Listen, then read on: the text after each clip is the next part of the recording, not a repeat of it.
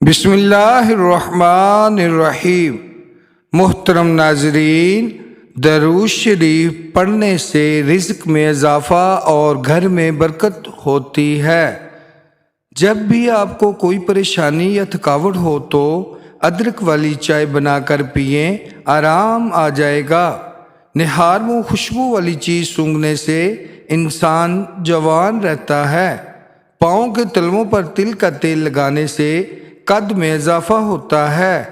بھنڈی کا سالن پکا کر کھاؤ، پیشاب کھل کر آئے گا۔ بار بار چائے پینا آپ کی جلد کو خراب اور نظر کو کمزور کرتا ہے۔ سینے میں بلغم ہو تو پالک کے ساتھ کلونجی کھاؤ۔ نہار منہ گرم پانی پینے سے دانت مضبوط ہوتے ہیں۔ دانت میں درد ہو تو الائچی والی چائے پیو۔ ناظرین، چنے کی دال پیس کر اپنے چہرے پر لیپ کرو، دانے نہیں نکلیں گے۔ کھانے کے بعد جسم میں خون کا بہاؤ کم ہو جاتا ہے، جس کی وجہ سے نیند آنے لگتی ہے۔ بادام کا تیل ناف میں ڈال کر سونے سے پیٹ اندر چلا جاتا ہے۔ اگر چھینکیں نہ رک رہی ہوں تو خشک دھنیا لے کر ہاتھوں میں مسل کر سونگھ لیا کرو۔ کچی گاجر کھاؤ، یہ حسن پیدا کرتی ہے۔ پیٹ میں درد ہو تو سورۃ فاتحہ 3 مرتبہ پڑھ کر پیٹ پر دم کریں، انشاءاللہ درد ختم ہو جائے گا۔ اگر دانت پیلے ہوں تو انگارے کی راکھ میں تھوڑا سا نمک اور پانی ملا کر پیسٹ بنا لیں۔ صبح و شام اچھی طرح برش کریں، دانتوں کا پیلا پن ختم ہو جائے گا اور دانت دودھ جیسے سفید اور چمکدار ہو جائیں گے۔ بند گوبھی موٹاپے کو کم کرتی ہے۔ سونف کھانے سے پیٹ خراب نہیں ہوتا۔ شام کے وقت مولی کھانے سے سر میں درد ہو جاتا ہے۔ گیلا کپڑا سر پر رکھنے سے دماغ کمزور ہوتا ہے۔ ناظرین، خلیفہ ہارون الرشید کے دور میں بغداد میں درویش رہتے تھے۔ ان درویش کا نام بہلول دانا تھا۔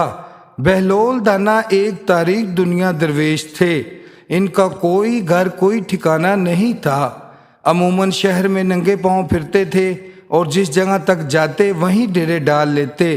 بعض لوگوں نے انہیں مجذوب لکھا ہے کہ یہ اللہ کی تجلیات اور عشق میں گم رہتے تھے اور اپنے ارد گرد کے ماحول سے بے خبر ہوتے تھے۔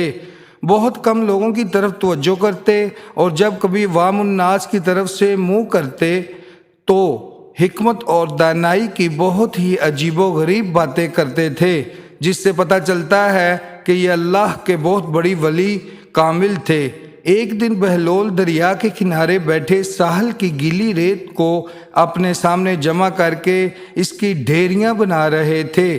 ملکہ زبیدہ اپنے محل کے جروکے سے بڑی احتراماً نظروں سے یہ کام کرتے دیکھ رہی تھی۔ وہ مٹی کی ڈھیری بناتے اور پھر اپنے ہاتھ سے اس کو مسمار کر دیتے۔ ملکہ جروکے سے اتر کر اپنی سہیلیوں کے ہمراہ دریا کے کنارے آ گئی اور بہلول سے پوچھا، کیا کر رہے ہو بہلول؟ بہلول نے ادائے بے نیازی سے کہا، جنت کے محل بنا رہا ہوں۔ ملکہ نے سوال کیا، اگر کوئی تم سے یہ محل خریدنا چاہے تو کیا تم اس کو فروخت کرو گے؟ بہلول نے کہا، ہاں ہاں، کیوں نہیں، میں بناتا بھی ہوں اور فروخت بھی کرتا ہوں۔ تو بتاؤ ایک محل کی قیمت کیا ہے؟ ملکہ کے سوال کرتے ہی بہلول نے بے ساختہ کہا، 3 درم۔ ملکہ زبیدہ نے اسی وقت اپنے وزیر کو حکم دیا کہ بہلول کو 3 درم ادا کیے جائیں اور ادا کر دیے گئے۔ یہ تمام واقعات ملکہ نے اپنے شوہر خلیفہ ہارون الرشید کو بتایا۔ خلیفہ نے اس واقعے کو مذاق میں ڈال دیا۔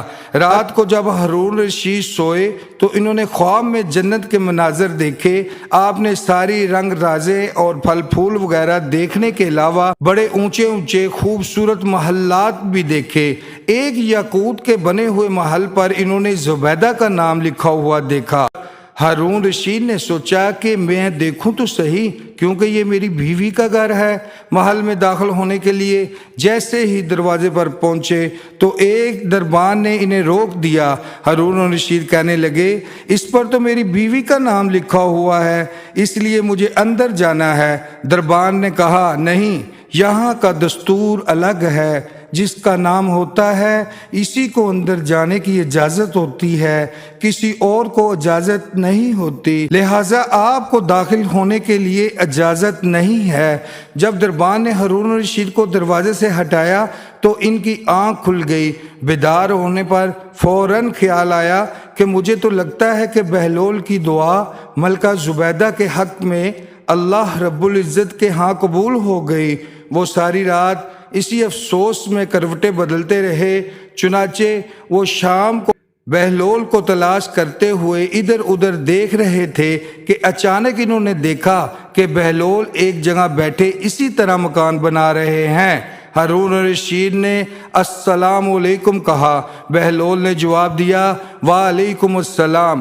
ہارون رشید نے پوچھا، کیا کر رہے ہیں؟ بہلول نے کہا، جنت کے محل بنا رہا ہوں۔ ہارون رشید نے پوچھا، بیچو گے؟ تو بہلول نے کہا، ہاں ہاں، کیوں نہیں، میں بناتا بھی ہوں اور فروخت بھی کرتا ہوں۔ تو بتاؤ ایک محل کی قیمت کیا ہے؟ بہلول نے بے ساختہ کہا، تیری پوری سلطنت۔ ہارون رشید نے کہا، اتنی قیمت تو میں نہیں دے سکتا، کل تو آپ 3 درم کے بدلے دے رہے تھے اور آج پوری سلطنت مانگ رہے ہو۔ بہلول دانا نے کہا، کل بن دیکھے معاملہ تھا اور آج تم سب کچھ دیکھ کر آئے ہو۔ خلیفہ یہ سن کر گھٹنوں کے بل بہلول دانا کے سامنے مایوس ہو کر بیٹھ گئے اور کہا، حضرت آپ مجھ سے میری ساری سلطنت لے لیں اور مجھے ایک محل دے دیں۔ بہلول دانا نے خلیفہ کی طرف دیکھا اور کہا کہ میں تمہاری سلطنت کا کیا کروں گا؟ اس دنیا کی محبت تو بہت سے گناہوں کی جڑ ہے، جاؤ اپنی سلطنت اپنے پاس رکھو، اس محل کو بھی تمہارے لیے 3 درم میں فروخت کرتا ہوں۔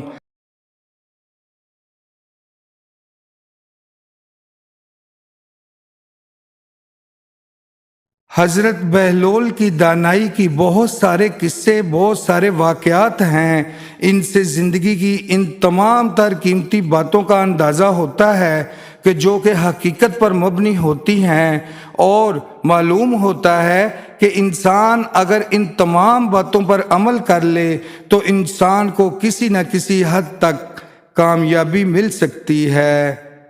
جی ناظرین، ویڈیو اچھی لگی ہو تو بھائی کے چینل کو لائک کریں اور لازماً سبسکرائب کریں۔ ملتے ہیں نیکسٹ ویڈیو میں، تب تک کے لیے اللہ حافظ۔